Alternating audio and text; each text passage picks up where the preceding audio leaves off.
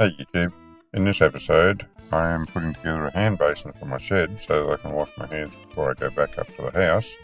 The wife prefers that way, and let's face it, when you're working out in the shed sometimes you get all sorts of gunk on your hands and it is nice to be able to clean them. I had this old stainless steel sink that's been laying around for years and I'm making use of that. I've already mounted it on the wall. I made a couple of brackets, welded them up out of some scraps that I had laying around, and somehow I managed to misplace the video for that. I can't find it anywhere, so we'll pick up the job from this point where I'm about to put in the cement slab to mount the pump on, and of course the foot pedal to actuate the water for the sink. I really like the idea of having a foot pedal to actuate the water for the tap, because it just keeps your filthy hands off the taps. It makes it so much easier, for me anyway. And because I don't need much cement for this job, I'm just going to mix it by hand. There's no point in getting the cement mixer out and dirtying it all up. I've got an inside lining off the fridge that I cannibalised for scraps. I kept all the metal off the outside of it for building stuff. Salvaged the engine compressor in case I can use it for anything. And this is the plastic lining from the inside of the door. I can't think of any good reason to keep that, so it's going in the bin. But before it goes in the bin, I'm just going to use this mixing board to mix up my cement. Now, as always, keeping with the spirit of using what I have in hand rather than going out and buying something, I'm using up some old sand that I have around. I had it for another job and I have a couple of bags of it left over. Now, if I was going out and buying something, I would have bought gravel for this job. Probably some river gravel, but I got the sand. I'm going to use that. It doesn't need any real strength. I think the sand will be perfectly adequate for it. And there's no point in buying something when you've got something that will do the job. Now, for these sort of small jobs, I generally use a mixture ratio of 1 part cement to 4 parts of whatever else I'm mixing with it, sand or river gravel. For a house slab, I think the general rule is 1 part cement, 2 parts sand, and probably 4 parts of coarse aggregate. Again, don't have any gravel, so here's what it is, and I'm going to just go with 1 part cement to 4 parts sand. It's a bit of a mortarish mix, but as I say, it doesn't need much strength and it should do the job. When I'm hand mixing, I generally give things a good dry mix first. I find that's easier to get a nice consistent mixture. So that's what I'm doing here. Just keep turning it over and over until you get it all blended through. These days I find getting the right amount of water in there is the trickiest part. Now, when I was a kid, I used to help the old man when he was cementing. I used to mix the cement in the cement mixer and he'd wheelbarrow it around, spread it out and do whatever else needed to do because I was quite young. But that was 40-50 years ago and I've quite forgotten everything I used to know from that. I used to be real good at estimating the amount of water. I remember I used to fill the bucket to whatever level I thought and throw it all in the cement mixer and it was always pretty well perfect. That's after a little bit of practice, of course, but now I find that much harder to do. And with cement, it's very easy to get too much water in it. Not enough, just as bad, of course, but it's difficult not to put too much in because when you think you're just a little bit short of having enough water in it, add a tiny bit more and it becomes too runny. So I find it easier now that I don't do very much cementing, just to have the hose trickling, and I just keep adding tiny bits of water until it's the right consistency.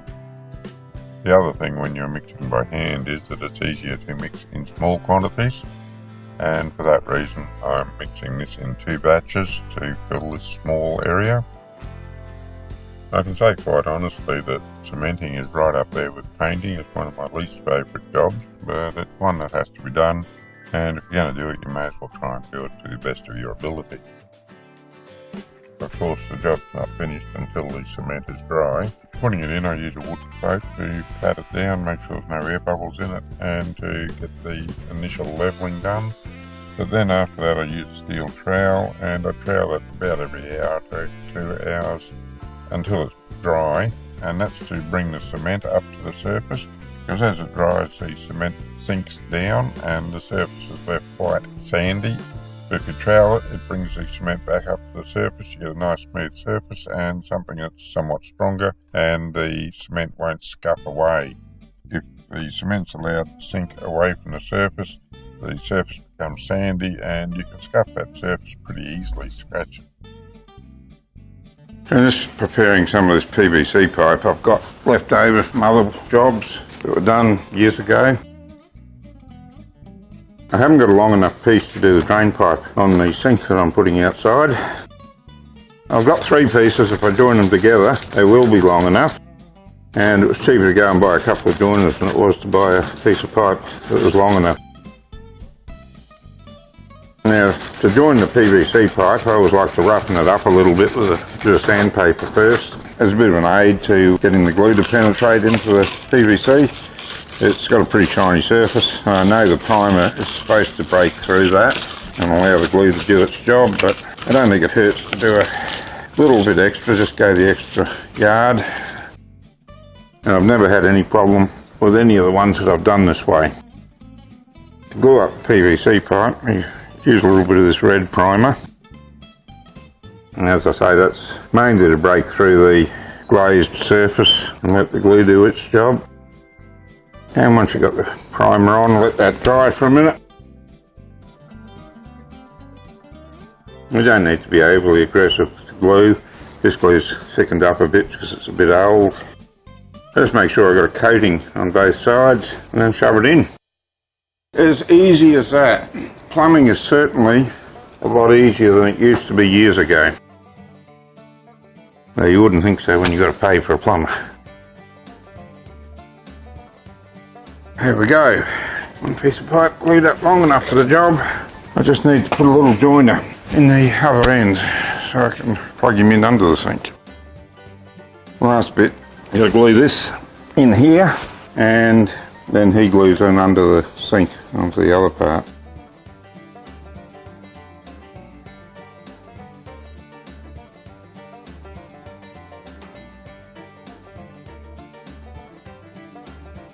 Okay, no swivel section on this, so once he's glued on, he stays there. So I've got to screw him on under the sink first. As soon as he's never going to be able to come off, I'll put a little bit of elastic on the thread so that he doesn't leak. He can't be unscrewed anyway, so it doesn't matter that it'll be stuck there. Got the bit of pipe in position here now.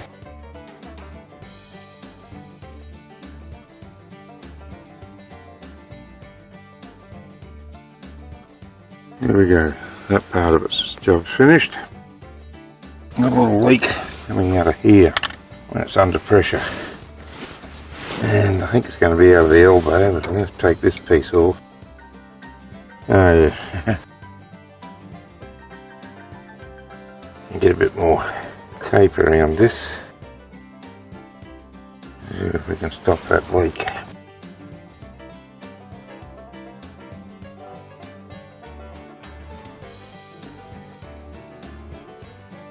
Alright, let's go and turn that back on and see if we've stopped that leak. If we have, we're all good to go.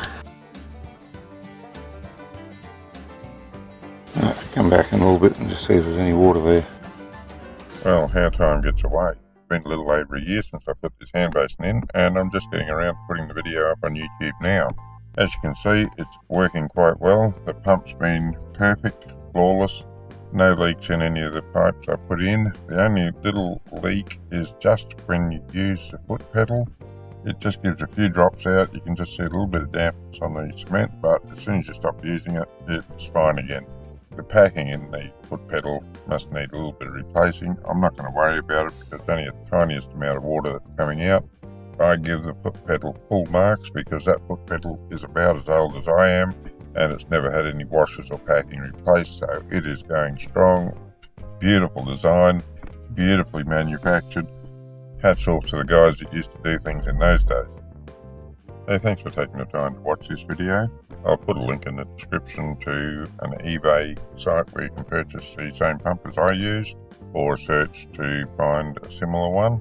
After 14 months of use, I feel quite safe in recommending it as a decent pump. If you'd like to see more of my projects and videos, you can go to my channel or browse to my website. Don't forget to click like, comment and subscribe for more. Until next time.